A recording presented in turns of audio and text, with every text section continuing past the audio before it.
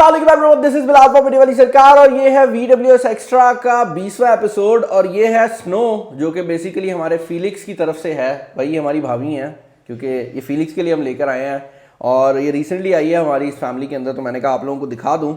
और ये हम में सबसे चिट्टी है तो इसका यही एक बहुत सेलेंट फीचर है। लेकिन आज की इस वीडियो के अंदर बहुत ज़्यादा न्यूज़ जो है वो होने वाली हैं और मेरे ख्याल से आप अगर नीचे उतर जाती तो बेहतर था। ओके भाई, हमारी पूरी कोशिश के बावजूद स्नो ने उतरने से इनकार कर दिया है। तो आज की पहली खबर की तरफ चलते हैं जो कि असद साहब आपके कंप्यूटर के ऊपर भी नहीं आ रही और वो है Realme GT। हाँ, ये फोन ऑफिशियली लॉन्च नहीं हुआ, डब्बे में मौजूद है, मैं दिखा नहीं सकता। मेरी पूरी कोशिश थी कि मैं दिखा दूं लेकिन NDA साइन किया हुआ है। कल इंशाल्लाह इसकी जो अनबॉक्सिंग है वो मेन चैनल पे आपको देखने को मिल जाएगी। और यहाँ पर जो पहली खबर हमारे सामने आ रही है वो Hyundai की एक नई गाड़ी के नाम से आ रही है जो कि एलांट्रा के नाम से पाकिस्तान में लॉन्च हो रही है। और ये जो गाड़ी है ये इंटरनेशनली काफ़ी ज़्यादा पॉपुलर है और पाकिस्तान के अंदर सपोजिटली ये दिनों के अंदर लॉन्च हो सकती है। अब Hyundai और Kia की जो सबसे बड़ी बात है जो पाकिस्तान में नहीं इंटरनेशनली भी है वो ये है कि फीचर वाली साइड से ये हमेशा आगे रहते हैं। अब एलांट्रा जो है ये एक्सपेक्ट किया जा रहा है कि ये 3 से 4 मिलियन के दरमियान में कहीं पर आएगी, which makes it a competitor of Corolla या सिविक। और उसके हिसाब से जो फीचर्स इसके अंदर आ रहे हैं वो भी काफ़ी कमाल है। और अगर डिज़ाइनिंग की आप बात करते हैं तो वो भी काफ़ी ज़्यादा कमाल है। यहाँ पर आपको 6 एयरबैग्स देखने को मिल रहे हैं, क्रूज कंट्रोल, इवन आपके टायर का जो प्रेशर है वो ये बताती है। उसके अलावा यहाँ पर आपको जो इंजन कॉन्फ़िगरेशन मिल रही है वो 1.6 मिल रही है, तो ये चीज़ इंटरेस्टिंग है क्योंकि अगर आप बात करते हैं करोला या सिविक वाली साइड की तो वो 1.8 में जनरली जा रही होती हैं। उसके अलावा यहाँ पर और भी बहुत ज़्यादा फीचर्स हैं, तो इस गाड़ी में मैं बहुत ज़्यादा इंटरेस्टेड हूँ। और जैसे ही ये लॉन्च होती है तो बड़ा फायदा हुआ है दूसरी कंपनीज के यहाँ आने से ना, हमें बहुत अच्छे फीचर्स और एक जो कंपैटिबल एनवायरनमेंट है ना वो बन गया है। पहले ये था कि सेट था कि ठीक है करोला और उसने ये मॉडल निकालना, उसने ये निकालना और ये मेहरान निकालनी है या मेहरान की जगह उन्होंने ऑल्टो दे दी थी, तो वो चीज़ जो है वो काफ़ी बुरी तरह से इफेक्ट हुई है और अच्छी बात है कि हुई है। नेक्स्ट न्यूज़ जो हमारे सामने आ रही है वो एक और कंपनी की तरफ से आ रही है जो कि इंटरेस्टिंगली जिस तरह पाकिस्तान के अंदर टोयोटा या होंडा अपने एरिया में किसी और को नहीं आने देते थे ना, उसी तरह ये कंपनी ड्रोन की मार्केट में किंग बनी हुई है और इस कंपनी का नाम है DJI। इस पॉइंट पर अगर आप पूरी दुनिया में ड्रोन मार्केट की बात करते हैं तो DJI वो वाहिद ब्रांड है जिसका नाम सामने आता है। काफ़ी कंपनीज ने ट्राई किया है, वो सक्सेसफुल नहीं हो सकी और अब DJI ने अपना पहला हाइब्रिड FPV ड्रोन जो है वो लॉन्च किया है। FPV ड्रोन्स जो होते हैं ये नॉर्मल ड्रोन की निस्बत थोड़े डिफरेंट होते हैं क्योंकि नॉर्मल ड्रोन्स के अंदर आपको सिनेमैटिक व्यू जो है वो देखने को मिलता है, वो ज़रा स्लो हो जाते हैं और पैन होता है। जबकि FPV जो ड्रोन्स होते हैं ये खास तौर पर 2 चीज़ों के लिए बनाए जाते हैं। एक तो इनके साथ बाकायदा तौर पर हेडसेट होता है और इसका जो व्यू होता है वो आपको फ्रंट पर्सन व्यू आ रहा होता है जैसे आप ड्रोन की जगह उड़ रहे हैं। और दूसरी चीज़ ये है कि ये नॉर्मल ड्रोन्स की निस्बत बहुत ज़्यादा तेज़ होते हैं, तो जब आप इनको मूव करते हैं ये बहुत क्विक मूव कर सकते हैं, आप इनको रोटेट कर सकते हैं, इनके अंदर जो एंगल्स हैं वो काफ़ी ज़्यादा होते हैं। और अगर आप DJI के नॉर्मल ड्रोन्स की बात करते हैं तो उनमें जो मैक्सिमम स्पीड आती है ड्रोन की जो टॉप एंड है वो 75 किलोमीटर पर। कंट्रोलिंग के हिसाब से कैसे होती इनकी कंट्रोलिंग बहुत मुश्किल होती है क्योंकि इनके अंदर जो सेंसर्स होते हैं जनरली वो कम लगाए जाते हैं क्योंकि जब आपने तेजी से मूव करना है तो सेंसर नहीं काम कर सकते।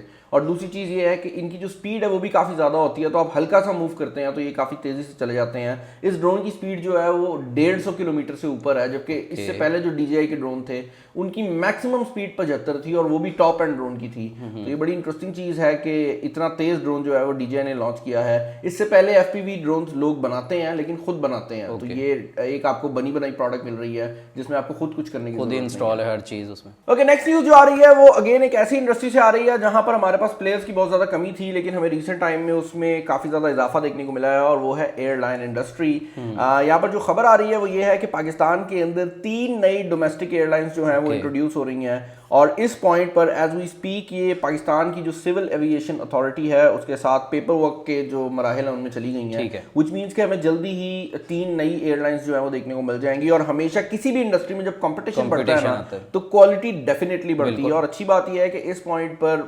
मेरे इस गवर्नमेंट से काफ़ी इख्तलाफ होंगे लेकिन एक चीज़ जो ये बहुत अच्छी कर रहे हैं वो ये है कि हर वो इंडस्ट्री जहाँ पर एक बंदा टॉप पे आके बैठा मोनोपोली बना के और हर बैठे चीज़ हुए थे, कंट्रोल कर रहा था, वहां पर अब ये डिफरेंट कंपनीज को इंक्लूड कर रही हैं जिसकी वजह से एक तो मोनोपोली टूट रही है और दूसरा फिर हर कंपनी के लिए इंसेंटिव है कि वो बेहतर से बेहतर जो परफॉर्मेंस है जो बेहतर होगा वो चलेगा। एग्जैक्टली। नेक्स्ट न्यूज जो आ रही है वो ये है कि रावलपिंडी के अंदर गवर्नमेंट ने डिसाइड किया है कि वो एक फ्रीलांसर के लिए आईटी हब क्रिएट करेंगे और इस आईटी हब के अंदर आपको ऑब्वियसली डिफरेंट किस्म की फैसिलिटीज प्रोवाइड की जाएंगी जो कि नॉर्मल कंपनीज को नहीं मिलेंगी। और इसके अंदर अभी एग्जैक्टली जो डिटेल्स हैं वो तो सामने नहीं आ सकी कि क्या क्या चीज़ें होंगी, लेकिन यहाँ पर आपको रेंट बेसिस के ऊपर जो जगह है वो देखने को मिलेंगी और वहाँ पर आप अपनी आईटी फर्म जो है वो रन कर सकते हैं। और स्पेशली जो फ्रीलांसर्स हैं जिनको पाकिस्तान के अंदर ऐसे ट्रीट किया जाता है, फ्रीलांसर बहुत पैसा कमाते हैं, लेकिन अगर आप आज बैंक में जाके कहें कि मैंने फ्रीलांसर मैं कमा रहा हूँ पैसा और मैंने उसका बैंक अकाउंट बनाना है, तो आपको बैंक अकाउंट नहीं बनाने दिया जाता। मैंने जब यूट्यूब के रिलेटेड अकाउंट खुलवाना था तो मैं अपने saman.pk के अकाउंट में जो अकाउंट था वो पहली बार खुलवाया, उसके बाद जाकर मुझे असल में अवेयरनेस नहीं थी ना आईटी की यहाँ पे। और ये सारा और मतलब आप खुद सोचो कि एक फ्रीलांसर बच्चा जो पाकिस्तानी मार्केट में एवरेज पे 5-6 लाख रुपया कमा रहा है, वो बैंक जाए और उसको अगर बैंक वाले कहें कि आपका अकाउंट नहीं खुल सकता और एक बंदा जो 25,000 कमा रहा है किसी जॉब से उसको अलाउ किया जाए, तो एक बड़ा अजीब सा चीज लगती है ना। और ऐसा लगता है कि आपकी कंट्री ही आपको ओन नहीं कर रही। लेकिन इस गवर्नमेंट में आईटी की तरफ बहुत चीज़ एग्जैक्टली इस गवर्नमेंट में यार रुझान पिछली गवर्नमेंट ने भी बहुत ज्यादा दिया था। इनकी अच्छी बात यह है कि इनने चीजों को स्ट्रीमलाइन किया है। रुझान की अगर आप बात करते हो तो मैं ये गारंटी दे सकता हूँ कि पिछली गवर्नमेंट ने ज्यादा दिया था। इनफैक्ट एक चीज जो मुझे पिछली गवर्नमेंट की बहुत पसंद आई थी वो आईटी के ऊपर से टैक्स रिमूवल था। हाँ, जिसकी वजह से यूट्यूब और इस तरह की जितनी भी चीजें हैं वो बहुत ऊपर आई, क्योंकि इस तरह की चीजों पे उन्होंने कह दिया कि टैक्स नहीं लगेगा। लेकिन ये गवर्नमेंट उस तरफ जा रही है। अभी 2022 तक तो नहीं लगा सकते, लेकिन उसके बाद ये क्या करते हैं वो देखने को है। ओके भाई, नेक्स्ट न्यूज जो आ रही है बड़ी इंटरेस्टिंग न्यूज है और ये न्यूज है सैमसंग गैलेक्सी A32 के रिलेटेड, जो कि इंडिया के अंदर लॉन्च कर दिया गया है। और इंडिया के लॉन्च के बाद पाकिस्तान का जो लॉन्च है वो काफी ज्यादा करीब एक्सपेक्टेड है। अब A32 जो है ये क्वाड कैमरा सेटअप के साथ आ रहा है। यहाँ पर 90 हर्ट्ज का डिस्प्ले लगाया गया है। और इंटरेस्टिंग बात ये है कि सैमसंग के डिस्प्लेज हमेशा ही बहुत ज्यादा पॉपुलर रहते हैं और उसके साथ अगर आपको 90 हर्ट्ज देखने को मिल जाए तो वो भी कम प्राइस में, एग्जैक्टली वो भी कम प्राइस के अंदर, तो ये एक बड़ी बात है। वैसे मैं कम प्राइस बोलते हुए ना घबराता हूँ, क्योंकि जिस फोन को मैं कह रहा होता हूँ ना बड़ा एक्साइट हुआ होता हूँ कि भाई कम प्राइस आएगी, उसकी कंपनी अपनी तरफ से फिर ऐसे मेरा ना मतलब दिमाग खराब हो जाता है। लेकिन यहाँ पर 64 मेगापिक्सल का कैमरा दिया गया है और A32 जो है ये 4G और 5G दोनों के ऑप्शंस में आ रहा है। तो डिपेंड करेगा कि पाकिस्तानी मार्केट में कौन सा लॉन्च होता है और इसके अंदर 6GB रैम वाले वेरिएंट्स हैं, तो देखते हैं कि पाकिस्तानी मार्केट में कौन सा आता है। बट आई एम अज्यूमिंग कि शायद 5G वेरिएंट ये दे दें। और यहाँ पर 90 हर्ट्ज एमोलेड है तो वो भी एक बड़ी बात है। चिपसेट जो है वो यहाँ पर मीडियाटेक का G80 लगाया गया है, विच इज ठीक है 5G के लिए। आई मीन 5G के लिए चिपसेट डिफरेंट होगा जो यहाँ पर पाकिस्तान में लॉन्च नहीं होगा, तो इसीलिए मैं G80 वाले पे फोकस कर रहा हूँ। ऑल्सो क्योंकि इंडिया के अंदर जो वेरिएंट लॉन्च हुआ है वो 5G वेरिएंट नहीं है, तो आप अभी क्लियरली नहीं कह सकते कि 5G वेरिएंट में कौन सा चिप आएगा। लेकिन ये चीज़ कंफर्म है कि 5G वेरिएंट भी आ रहा है। ऑब्वियसली G80 तो नहीं हो सकता। आई बिलीव कि सैमसंग शायद अपने एक्सोनॉस का कोई चिप दे या मीडियाटेक का ही जो डायमेंसिटी वाली साइड है उसकी तरफ से कोई आए, क्योंकि स्नैपड्रैगन महंगा हो जाता है। ओके, नेक्स्ट न्यूज़ बड़ी इंटरेस्टिंग न्यूज़ है क्योंकि ये न्यूज़ आ रही है रेड मैजिक की तरफ से, जो कि एक गेमिंग का ब्रांड है और इनकी जो नूबिया लाइन है वो काफ़ी ज़्यादा पॉपुलर है। अब यहाँ पर जो सबसे इंटरेस्टिंग चीज़ है वो ये है कि रेड मैजिक इस पॉइंट के ऊपर गेमिंग की टेक्नोलॉजी में बहुत ज़्यादा रिसर्च कर रही है और उन्होंने कुछ नई टेक्नोलॉजीज को भी इंट्रोड्यूस किया है, जिसके अंदर मैजिक वायर के नाम से एक टेक्नोलॉजी है जो कि रीड और राइट स्पीड को नॉर्मल की निस्बत बेहतर बनाती है। इसके अलावा ये एक और टेक्नोलॉजी के ऊपर काम कर रहे हैं जहाँ पर आपकी जो रैम है उसको ये स्टोरेज के साथ मिला देते हैं। तो लेट से आपके फ़ोन के अंदर 12GB रैम लगी हुई है, तो क्योंकि स्टोरेज काफ़ी तेज़ लगाई जा रही है तो वो 18GB भी कुछ केसेस में शो होगी, तो आपकी कम रैम भी ज्यादा के तौर पे यूज हो सकती है। ऑब्वियसली ये उतनी परफॉर्मेंस तो नहीं देगी जितनी आपको नॉर्मल मिलती है, लेकिन अगर ये नॉर्मल की निस्बत थोड़ी सी भी बेहतर परफॉर्मेंस दे देती है तो इट्स वर्थ इट, क्योंकि ये सब कुछ सॉफ्टवेयर बेस्ड है, तो आपको वहां पर कोई स्पेशल हार्डवेयर जो है वो लगानी नहीं पड़ रही। और ये सारी जो टेक्नोलॉजीज हैं ये नूबिया रेड मैजिक 6 के अंदर आएंगी, जो कि इनका लेटेस्ट फोन होगा। अभी के लिए उसकी कोई ज्यादा लीक्स आई नहीं है, लेकिन कह रहे हैं स्नैपड्रैगन 888 होगा इसमें, और स्नैपड्रैगन 888 होगा क्योंकि Snapdragon 888 he top and chipset है। 120 वॉट की चार्जिंग का नंबर आ रहा है, वही जो आप कह रहे थे। उसके अलावा नूबिया ने पहले भी एक्टिव फैन दिया था, तो इस बार भी जो फैन है वो एक्सपेक्टेड है। ओके भाई, ये जो खबर है ना यार, ये बड़ी इंटरेस्टिंग किस्म की खबर है, जहां पर एक लेटर जो कि 300 साल पुराना था उसको खोले बगैर रीड कर लिया गया है। बेसिकली जो पुरानी एंटीक चीज़ें होती हैं अक्सर औकात ऐसा होता है कि वो किसी कलेक्टर के पास मौजूद होती हैं जो कि उसको ख़राब नहीं करना चाह रहा होता, वो उसको इसलिए नहीं खोलना चाह रहा होता कि अगर वो खुलेगा तो उसकी जो वैल्यू है वो कम हो जाएगी, वो ओरिजिनल नहीं रहेगा। तो इस केस के अंदर अक्सर औकात आपकी काफ़ी ऐसी डिस्कवरीज रह जाती हैं कि लेटर अगर खुलेगा नहीं तो पता कैसे लगेगा उसके अंदर क्या है। तो अब क्या हो रहा है कि डिफरेंट टेक्निक्स को यूज़ किया जा रहा है, जहाँ पर डिफरेंट लाइट सोर्सेज को उस लेटर के ऊपर मारा गया और उसके थ्रू जो रीडिंग्स थी वो ली गई, जिसकी वजह से लेटर की कोई भी फिजिकल अपीयरेंस को चेंज नहीं मिला, लेकिन उसके अंदर क्या लिखा हुआ था पेपर में से लिखा हुआ सब वो पता लग गया है। और ऑब्वियसली ये काफ़ी ज़्यादा डिफरेंट एरियाज में किया जा सकता है। काफ़ी ऐसी पुरानी बुक्स हैं जो कि काफ़ी टाइम पड़े रहने की वजह से आपस में जुड़ जाती हैं, तो अगर आप उनको ओपन करने की कोशिश करो वो फट जाएगी, लेकिन इस तरह की टेक्नोलॉजीज और एल्गोरिथम्स के थ्रू आप उनको रीड कर सकते हो। ओके, नेक्स्ट न्यूज जो आ रही है वो Oppo F19 Pro Plus और F19 Pro के रिलेटेड आ रही है। यहाँ पर Oppo का जो सिंपल F19 वेरिएंट है उसकी कोई बात नहीं की जा रही, लेकिन ये जो दो फोन्स हैं ये इंडिया के अंदर मार्च 8 को लॉन्च हो सकते हैं, जिसकी वजह से मैं एक्सपेक्ट कर रहा हूँ कि पाकिस्तानी मार्केट में भी जल्दी आ जाएंगे। और जब मैं एक्सपेक्ट कर रहा होता हूँ उसका मतलब होता है कि मुझे अंदाजा है, तो बस जितना मैं बताता हूँ ना उतना समझ लिया करो कि ये फोन जल्दी पाकिस्तानी मार्केट में आने वाले हैं। अब इंटरेस्टिंग बात यह है कि यहाँ पर जो F19 Pro है उसके अंदर आपको वो मीडियाटेक का Helio P95 का चिपसेट देखने को मिलता है और उसके साथ 30 वॉट की जो चार्जिंग है वो एक्सपेक्टेड है। जबकि अगर आप बात करते हो Pro Plus की, जो कि बिल्कुल टॉप एंड वेरिएंट है, वो 5G के साथ आएगा और इसके अंदर आपको जो चिप देखने को मिलेगी वो Dimensity 800U है, जो कि बहुत ज्यादा पावरफुल नहीं है, लेकिन देन अगेन आपको एक मिड रेंज सेगमेंट के अंदर 5G की जो ऑप्शन है वो मिल जाएगी। अदर देन दैट यहाँ पर AMOLED डिस्प्लेज एक्सपेक्टेड हैं और उसके अलावा इस साल जितनी भी डिवाइसेस लॉन्च हो रही हैं सभी 5G में ही आ रही हैं, सभी 5G में आ रही हैं, सब में AMOLED आ रहा है और सब डिवाइसेस इस बार इतनी क्रेजी आ रही है ना। मैं हमेशा मतलब मैंने आज इवन ट्विटर के ऊपर, बाय द वे ट्विटर पे फॉलो नहीं किया तो कर ले, मैंने ट्विटर पे पोस्ट की थी कि भाई अगर आप 30, 40, 50 और 60 हज़ार की रेंज में फोन ले रहे हो तो मार्च का वेट कर लो, बहुत अच्छी डिवाइसेस आ रही हैं। आप लोग रिग्रेट करोगे, आपके बहुत ज्यादा पैसे जाया होंगे, क्योंकि जो शिफ्ट है ना वो आ रहा है और ये शिफ्ट अगले 3-4 महीने चलेगा। तो आप प्लीज अगर कोई फोन लेना चाह रहे हैं, just wait, don't buy a device right now in Pakistan, because अभी सब डिवाइसेस जो हैं वो क्रेजी होने वाली हैं और जो पुरानी डिवाइसेस हैं वो सेंस ही नहीं बनाएंगी। ओके, नेक्स्ट न्यूज जो आ रही है वो Huawei की तरफ से आ रही है और ये उन लोगों के लिए खास तौर पर है जो ये सोच रहे थे कि Huawei क्या कर रही है। भाई Huawei की जो पहली गाड़ी है वो अप्रैल के अंदर लॉन्च होने वाली है। अब इंटरेस्टिंग बात यह है कि Huawei यहाँ पर इस पॉइंट पर ये चीज क्लियर कर चुकी है कि Huawei का कोई इंटरेस्ट नहीं है कि वो खुद गाड़ी बनाए। मतलब ये है कि Huawei जो फिजिकल साइड ऑफ थिंग्स है कि टायर कौन सा लगेगा, गाड़ी की बॉडी कैसी होगी, गाड़ी का स्टीयरिंग कौन सा होगा, उन चीजों पे फोकस नहीं करना चाहती। Huawei एक प्लेटफॉर्म बना रही है जिसको कोई भी गाड़ी वाली कंपनी जो है वो परचेस करके अपनी गाड़ी में लगा सकती है। और इस पॉइंट पर जो बायक है, जो बेसिकली पाकिस्तान के अंदर भी इस पॉइंट पे आ चुके हैं, उनकी एक लेटेस्ट गाड़ी लॉन्च हो रही है जिसके अंदर Huawei का जो प्लेटफॉर्म है वो यूज किया जाएगा। इसका नाम ArcFox HBT रखा गया है और ये जो मॉडल है ये अप्रैल के अंदर लॉन्च हो रहा है। इसकी तस्वीरें जो है वो ऑलरेडी हमारे सामने आ चुकी हैं, क्योंकि इसको पहले से ही जो उनने अनाउंसमेंट थी वो दे दी थी, तो हमारे पास कुछ तस्वीरें भी मौजूद हैं। और ये एक स्मार्ट कार होने वाली है, तो इसके अंदर अगर आप शॉर्ट डिस्टेंस स्टॉपेज की बात करते हो, ऑब्स्टिकल अवॉइडेंस की बात करते हो, उसके अलावा क्रॉस रोड्स और इस तरह की चीज़ों की बात करते हो, बेसमेंट्स वगैरह की बात करते हो, तो ये हर चीज़ को डिटेक्ट कर सकती है और आपको किसी हद तक वही चीज़ प्रोवाइड करेगी जो कि टेस्ला प्रोवाइड करती है। ऑब्वियसली सामने आएगी तो हम एग्जैक्टली बात कर सकते हैं, लेकिन Huawei बहुत कुछ कर रही है इस टाइम पे। एग्जैक्टली और ये लाइडार के थ्रू काम कर रही है, जबकि अगर आप टेस्ला की बात करते हो तो उसमें कैमरास लगाए गए हैं और इस चीज पे बड़ी बहस भी होती है कि कौन सी टेक्नोलॉजी बेहतर है। लाइडार वही टेक्नोलॉजी है जो कि इवन आईफोन्स के बैक साइड पे लगी हुई है। ये कैमरा नहीं होते, ये सेंसर्स होते हैं, जबकि कैमरा जो है वो हर चीज देख सकता है। तो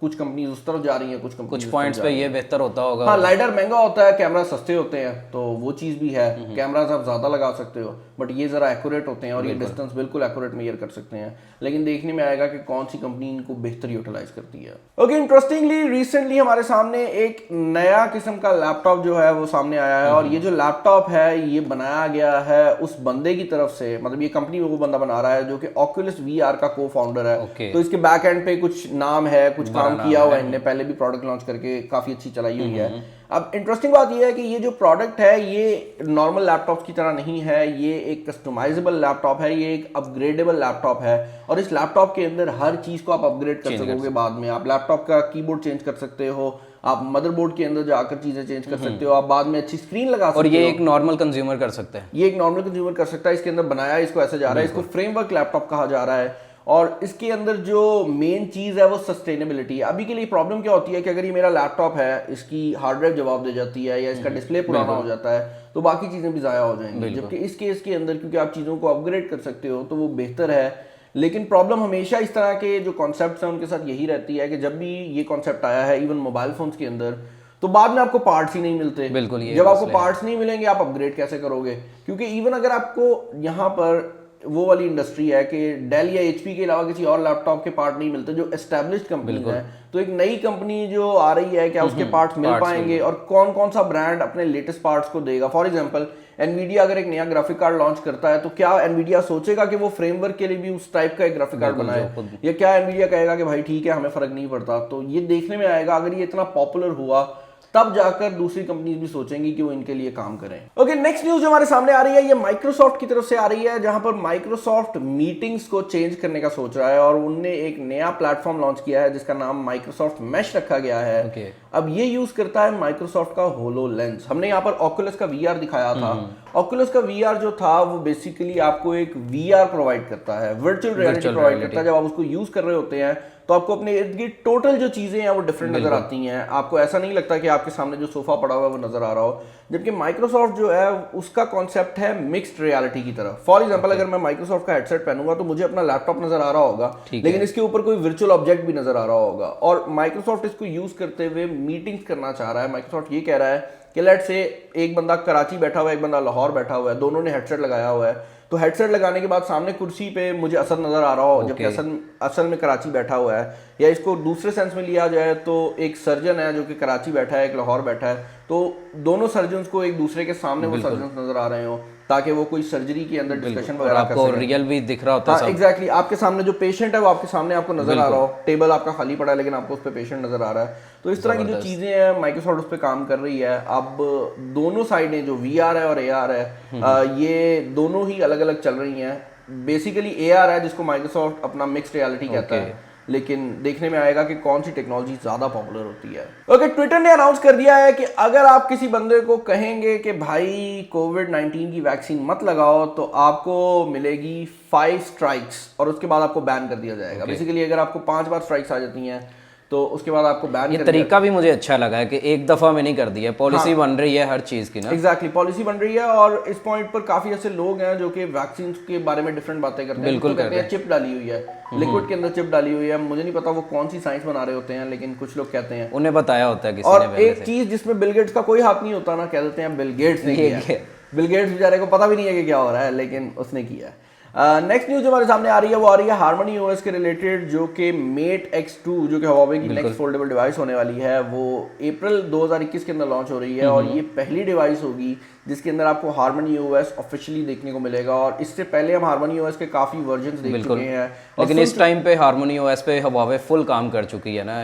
हाँ यार, काम कर चुकी है, लेकिन हार्मनी ओएस को पूरी दुनिया में पॉपुलर करने में बहुत टाइम चाहिए। बिल्कुल, वो तो आहिस्ता आहिस्ता जिस तरह से हम गूगल या अमेरिकन प्लेटफॉर्म्स को यूज करते हैं, बहुत मुश्किल है कि दूसरी कंट्रीज जो चाइना के अलावा हैं वो हार्मनी ओएस पे आए। लेकिन अगर ये कर गए ना तो ये एक बहुत बड़ा स्टेप होगा और ये अमेरिका की डोमिनेंस खत्म करके चाइना को मुकम्मल तौर पर डोमिनेटेड कर देगा। ओके, नेक्स्ट न्यूज हमारे सामने आ रही है वो सैमसंग के रिलेटेड है, जहां पर खबर ये आ रही है कि सैमसंग इस साल 3 नए चिपसेट्स को लॉन्च करने वाला है। और इस पॉइंट पर सैमसंग ने अपना जो चिपसेट वाला बिजनेस है उस पर बहुत ज्यादा वर्क करना स्टार्ट कर दिया है। पहली बात तो ये है कि सैमसंग का ये जो बिजनेस है इसके अंदर सैमसंग अब दूसरे ब्रांड्स को भी अलाउ कर रहा है कि उनके चिप यूज कर सके। हमने वीवो का एक फोन देखा था जिसके अंदर सैमसंग का चिपसेट लगाया गया था, तो ये चीज बड़ी इंपॉर्टेंट है क्योंकि इससे सैमसंग जिस तरह मीडियाटेक और स्नैपड्रैगन है उस तरह आ जाएगा। और दूसरी चीज ये है कि सैमसंग इस पॉइंट पर अपने जीपीयूज के लिए AMD को कांटेक्ट कर चुका है। और AMD Radeon जो कि कंप्यूटर्स के अंदर ऑलरेडी बहुत पॉपुलर है, उनका जो लेटेस्ट RDNA टेक्नोलॉजी वाला आर्किटेक्चर है उसको यूज करते हुए इन चिपसेट्स के साथ आपको जो GPU है वो मिलेगा, जिसकी वजह से एक्सपेक्टेड ये है कि इस बार जो परफॉर्मेंस है वो बहुत ज्यादा बूस्ट लेने वाली है। क्योंकि एंड्रॉइड स्पेस के अंदर हमेशा जो GPUs है वो सफर करते हैं। यहाँ पर जो 3 चिपसेट्स आ रहे हैं वो 800 सीरीज है, 1200 सीरीज है और 2200 सीरीज है। तो इवन जो ये S21 अल्ट्रा के अंदर चिपसेट है उससे भी जो बेहतर चिपसेट है वो आपको देखने को मिल जाएगा।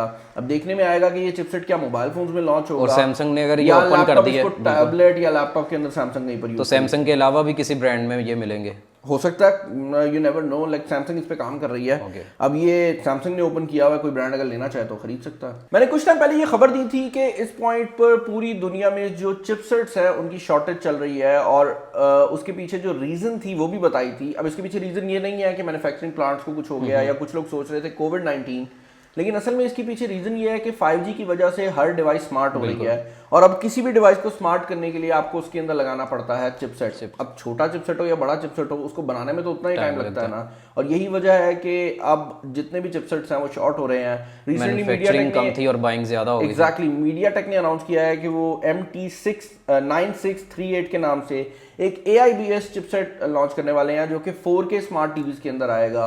तो वो कंपनीज जैसे मीडियाटेक और स्नैपड्रैगन जो कि सिर्फ मोबाइल फोन्स के लिए चिपसेट बना रही थी, अब उनके पास बहुत ज्यादा ऑर्डर्स हैं, उनके टीवी के ऑर्डर्स आ रहे हैं, उनको गाड़ियों वाली कंपनीज रीच कर रही हैं। तो उसकी वजह से जो मोबाइल फोन्स हैं उनके लिए शॉर्टेज हो रही है, क्योंकि पहले एक टाइम पे सिर्फ मोबाइल्स में यूज होते थे। अब तो अब खुद सोचो ना कि एक चिपसेट मोबाइल में लगना है, एक चिपसेट गाड़ी में लगना है। गाड़ी में ऑब्वियसली उस चिपसेट की कॉस्ट जरा ज्यादा भी आ सकती है, $1-2 का फर्क कोई फर्क नहीं है, गाड़ी महंगी होती है। तो उसकी वजह से जो मोबाइल फोन्स हैं उनकी प्राइसेस ऊपर जाने वाली हैं, और इस साल हमें 5G चिपसेट्स इसलिए देखने को मिलेंगे क्योंकि 4G चिपसेट्स जो हैं उनकी एक बहुत बड़ी शॉर्टेज हुई है। ओके, नेक्स्ट न्यूज जो हमारे सामने आ रही है वो Realme की नेक्स्ट लो रेंज डिवाइस के नाम से आ रही है, और ये होने वाला है Realme C21। Realme की जो C सीरीज है ये हमेशा ही बजट को टारगेट करती है, और Realme C सीरीज में जो C21 है वो March 5 को जो है वो एक्सपेक्टेड है कि लॉन्च होगा। इंटरेस्टिंग बात यह है कि इस चिपसेट के साथ, इस फोन के साथ जो चिपसेट है, जो डिटेल्स है वो सब सामने आ चुकी हैं। ये मीडियाटेक के Helio G35 के साथ लॉन्च होगा। यहाँ पर 2GB और 4GB वाले वेरिएंट्स होंगे, और इंटरेस्टिंग बात यह है कि यहाँ पर बैक साइड पर आपको 13 मेगापिक्सल का कैमरा और एक 2 मेगापिक्सल का जो कैमरा है वो एक्सपेक्टेड। डिजाइन अच्छा लग रहा है, लो प्राइस डिजाइन अच्छा लग रहा है, और इसके अलावा जो C सीरीज है इसकी हमेशा प्राइसिंग बहुत किलर आती है। तो ये पाकिस्तान में जब लॉन्च होगा, मतलब पाकिस्तान में लॉन्च होगा, समझ रहे हैं ना, तो इसकी प्राइसिंग काफी मजेदार आने वाली है। Realme का एक और फोन आ रहा है Narzo 30A के नाम से। मैं गारंटी दे रहा हूँ उस फोन को मिस मत करना, वो फोन बाद में नहीं मिलना, ओपन बता रहा हूँ। Well, that was it for this episode. I hope आपको ये जो एपिसोड है पसंद आया होगा। अगर आप चैनल पर नए हैं इसको सब्सक्राइब कर लीजिएगा, और इसका एक शॉर्ट वर्जन हमने बनाया हुआ है जो कि VWS एक्स्ट्रा शॉर्ट्स के नाम से है, जहाँ पर ये सारी खबरें सेपरेट छोटे क्लिप्स होते हैं, तो जिसको जो खबर देखनी है वो उस हिसाब से तो वो भी चेक कर सकते हैं आप लोग। और आई होप ये वीडियो आपको पसंद आई होगी। इस वीडियो में इतना ही। This is B and signing off. अल्लाह हाफिज़।